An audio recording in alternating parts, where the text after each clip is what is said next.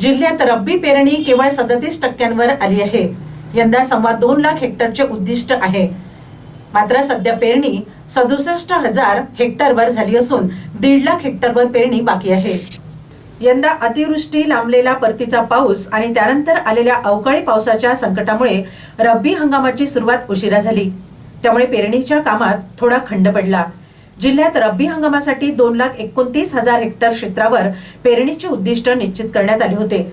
मात्र गत काही दिवसात उद्दिष्टांच्या तुलनेत केवळ 67,000 हेक्टरवरच म्हणजेच 37% पेरणी पूर्ण झाली आहे।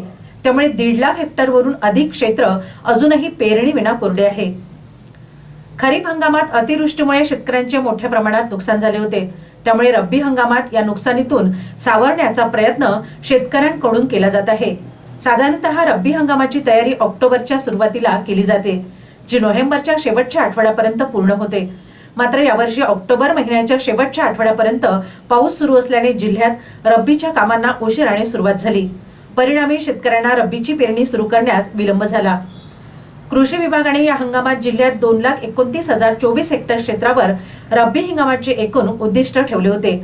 मात्र गहू, हरभरा, ज्वारी, मका, करडई, तीळ आणि इतर रब्बी पिकांचा समावेश आहे। परंतु ऑक्टोबर महिन्याच्या अखेरपर्यंत थांबून पडणाऱ्या पावसामुळे चिंतेत असलेल्या शेतकऱ्यांनी रब्बीची पेरणी करण्याची घाई केली नाही।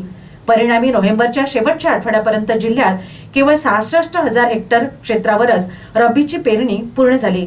तर जिल्ह्यात अजूनही 1,62,000 हेक्टर क्षेत्राची पेरणी बाकी आहे।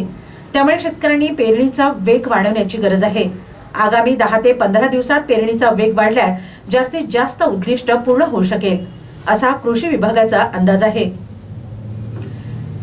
कृषी विभागाच्या माहितीनुसार जिल्ह्यात यावर्षी 2,29,000 हेक्टरपेक्षा अधिक रब्बी पेरणीचे उद्दिष्ट होते।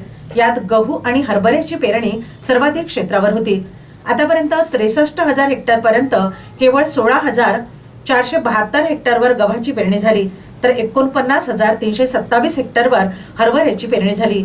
याशिवाय 438 हेक्टरवर ज्वारी, 175 हेक्टरवर मका, तर 8 हेक्टरवर तिळाची पेरणी करण्यात आली आहे। शेतकऱ्यांनी रब्बीच्या हंगामात यावर्षी जिल्ह्यातील 7 तालुक्यांमध्ये ऊसाची लागवड करण्यात आली।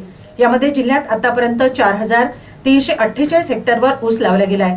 यामध्ये सर्वाधिक 2,720 हेक्टरवर महागाव तालुक्यात, तर उमरखेड येथे 1,410 हेक्टर, बाबुळगाव तालुक्यात 54 हेक्टर, दारव्हा येथे 25 हेक्टर आणि पुसद येथे 139 हेक्टर क्षेत्रावर ऊस लागवड करण्यात आली आहे।